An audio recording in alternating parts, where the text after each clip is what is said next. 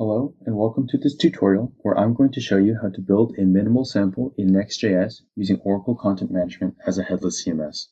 My name is Peter Zhu and I'm a developer at Oracle working on the Content Management headless samples.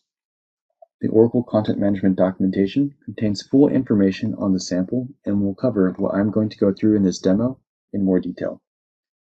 The sample is publicly available on GitHub and is already hooked up to Oracle Content Management. This code on GitHub is available for you to contribute to and give feedback on. So let's get started by cloning this repository. Go to Code, copy the cloning URL. In a directory of your choice, open a terminal. In the terminal, type git clone and paste that URL. And once that's done running, let's go to that directory and open a code editor of your choice. I will be using Visual Studio Code. Here, the first thing we're going to want to do is install the dependencies for the project. So open a new terminal. And in that new terminal, run npm install. And this is going to take a while. So let's look into the project structure and learn a little bit about Next.js in that time. Next.js lets you build server-side rendered or static site generated applications using React. This sample was created using Next.js's command line interface, which creates a project and sets everything up for you. It is fully documented on the Next.js website under Getting Started. The Components folder contains any reusable components which simply render content. Any data is passed into these components, and we will take a look at this later. The Pages folder contains components associated with a route based on its name. Unlike other frameworks such as React and Vue, in Next.js, there is no configuration file or component which specifies routes and the components which render those routes. Next.js will assume any component in this folder is a route, and we will look more closely into this folder later. The public folder contains any public assets. These ones are used in the footer of the minimal site. And the scripts folder contains all the code needed to get data from Oracle Content Management to be rendered in the sample. The styles folder contains any style sheets for the sample, and there are a number of files at the root of the project which are worth noting, especially the .env.local file and the next.config.js file. Here in the environment file, we have a number of environment variables, specifically the server URL and the channel token, which allow us to obtain data from this server using access from this channel token. It is considered best practice to use an environment file to contain sensitive data for your application and not to check it into your source control system.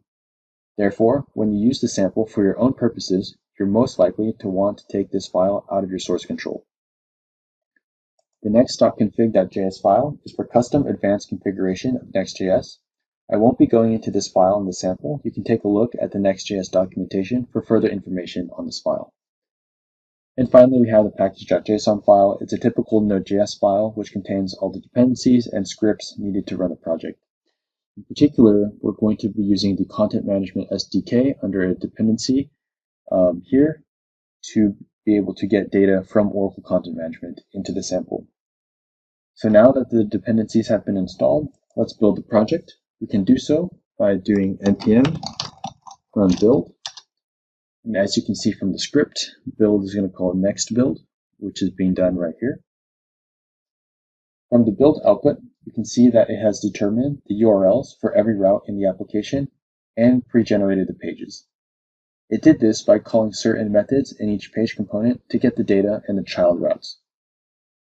The build process creates a .next directory containing everything you need in this built application.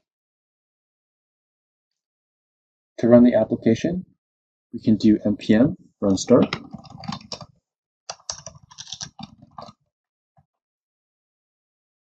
And this will just start up a server using that data from the .next directory at localhost 3000. So let's take a look.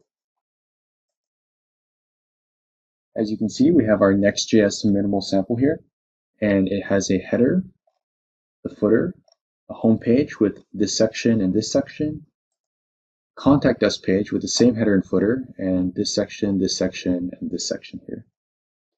So for the sample, we're going to be using an asset type called minimal main, and in this asset, it's going to have two minimal pages, a home page and a contact us page.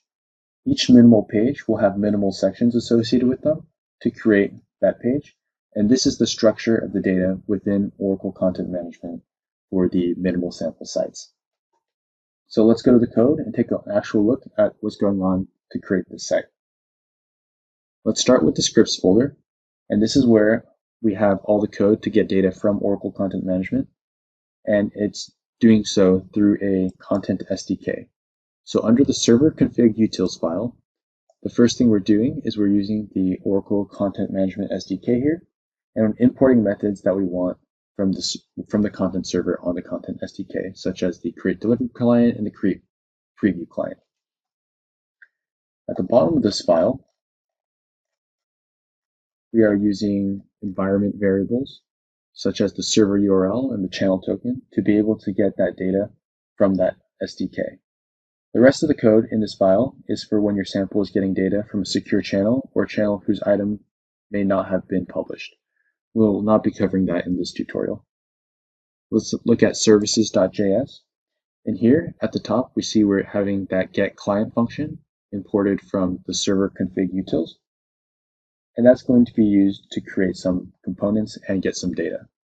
So if we scroll down a bit, we're going to see a fetch OCE minimal main function, and it's used to get all the data from the asset type of minimal main, and it's going to connect to the home and contact us page. We then make additional further requests using this fetch page method for these sections and other get item methods as well, to recursively go through and get all of the information we need to create the sections and every item associated with those sections that we see on that minimal page site. In short, the scripts folder contains all the content SDK calls the sample needs to render all of the data. Let's go to the components folder and take a look at the reusable components. We have an error component here, a footer component, a header component, and a page component. And in particular, the page component imports a section from the section here, and it creates the page from multiple sections. For the pages components, let's look at each route under the pages folder.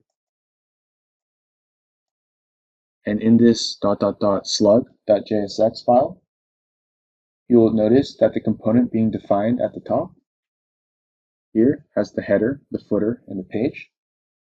And it's being able to pass all of these properties to create this HTML for that page.